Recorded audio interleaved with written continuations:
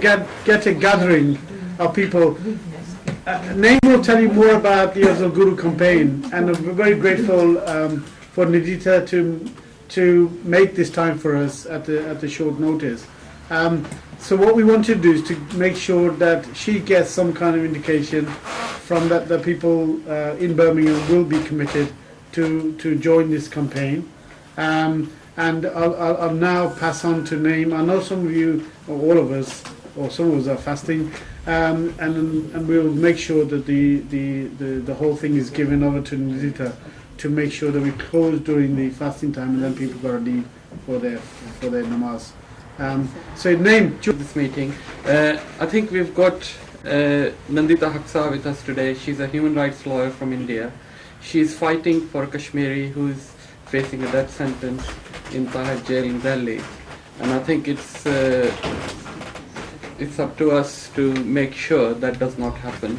And Nandita has said to me that we need support from anybody we can get to prevent his hanging taking place. In Birmingham and in England itself, we have been running a campaign for some time now. I think we started by having a protest outside the Indian Embassy in London on the 26th of January.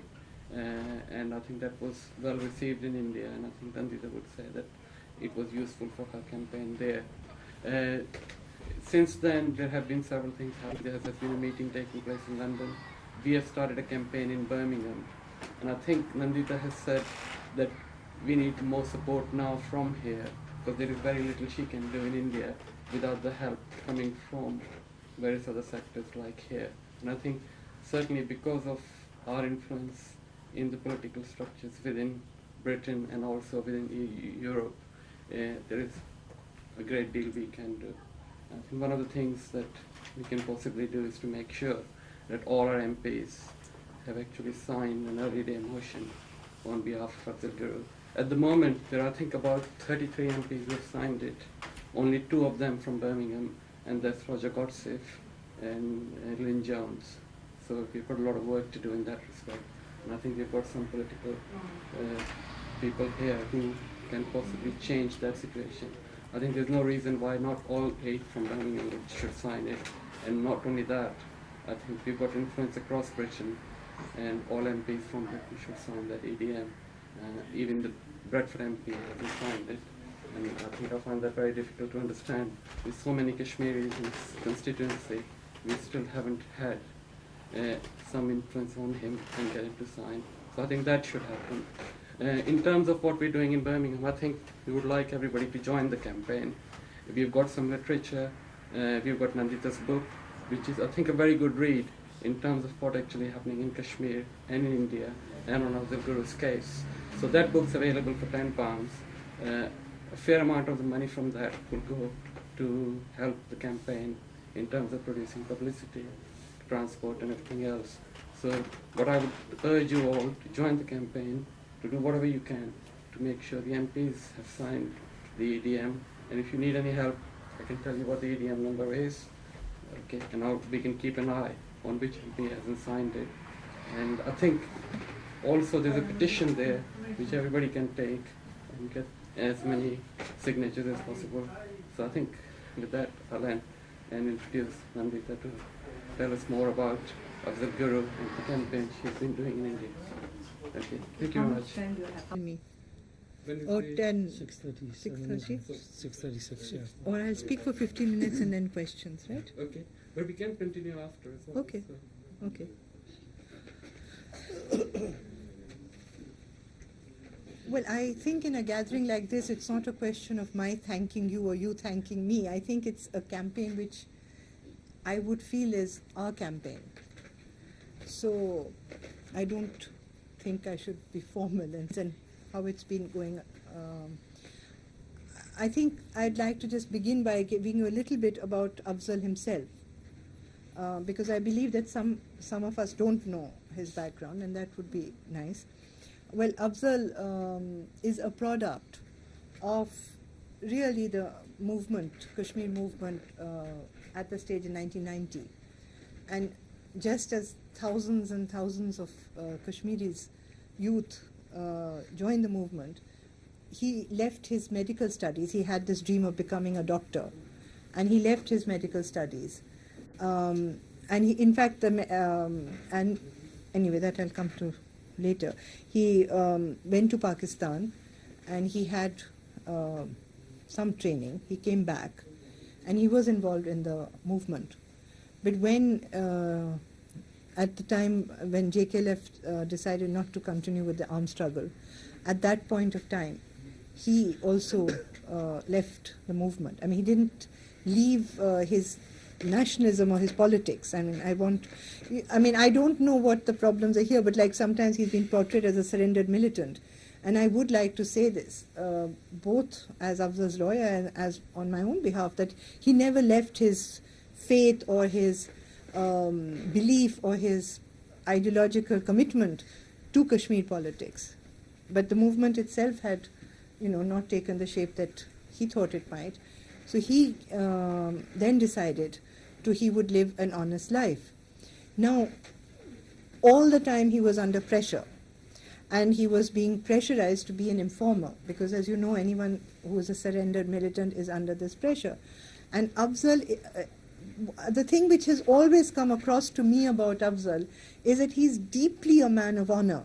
He's not ever going to betray, and if he decides to protect, he protects people. I mean, sometimes it's amazing, and I'd like to tell you later, but of an incident, he even tries to protect me from sitting inside the jail, He's that kind of person. So he wasn't a prover, or nor was he wanting to, he wanted to continue his life. And since he doesn't have a father, his mother was very insistent that he stay in Srinagar when he knew he was going to be under all this pressure. However, and he used to give tuitions and earn a bit of living. And he also used to do salesman of medical instruments. But continuously, every week, the army would take him, pick him up, torture him, and then release him, and put pressure to become an informer. Now this went on and on and on, and finally at one point they picked him up. It was in 2001, and for maybe we should put off the mobiles because it's disturbing the recording apart from me.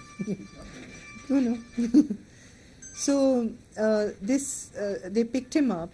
And I'm sure that you know what torture cells are. So he was kept for 21 days in a torture cell. And every day he was tortured. It wasn't that one day he had rest. And the idea behind that was to extract money. So he was asked that you must produce 1 lakh. And this man, he had no money. And then the pressure was put on his family.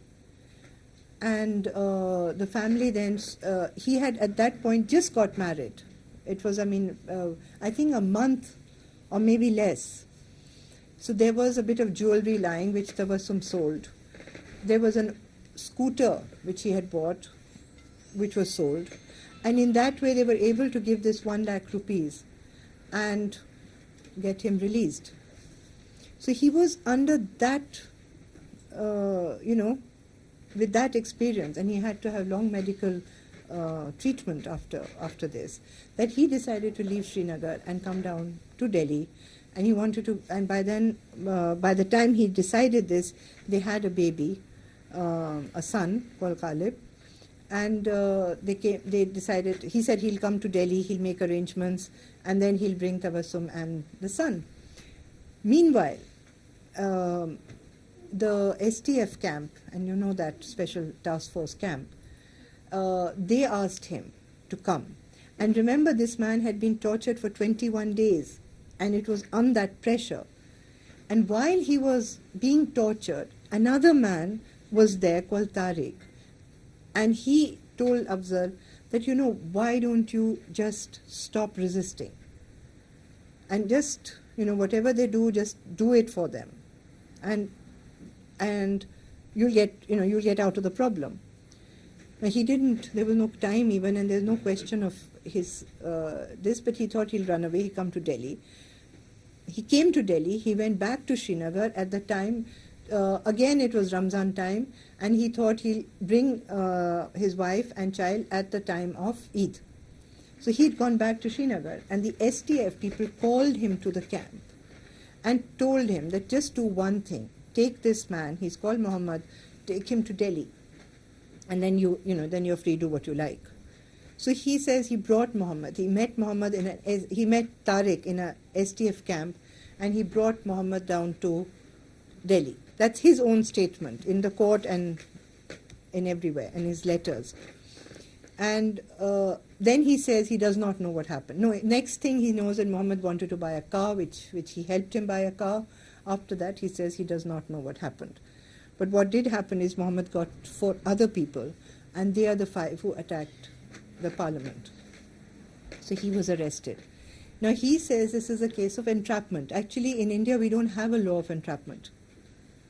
And so he confessed to this. Now, when he was arrested, he couldn't give the statement because they had a whole family under arrest in the STF camp. And the policeman actually told him that we, in Kashmiri, that we have those guys and, we'll do it. And his younger brother, who was also active in the movement, Hilal, he was very vulnerable. So they had Hilal in custody, and they said they will get the elder brother in custody, and that's how they were putting pressure on him. So he didn't tell this whole story to protect them, because they thought that STF camp then would pick up Hilal and will pick up and just destroy his whole family. So to protect his family, he kept quiet at that point. And he was tortured, he was humiliated very badly, and he gave a confession. Now, that confession, for whatever pressure, he didn't retract. So that was the basis, that was the only evidence, really, against him.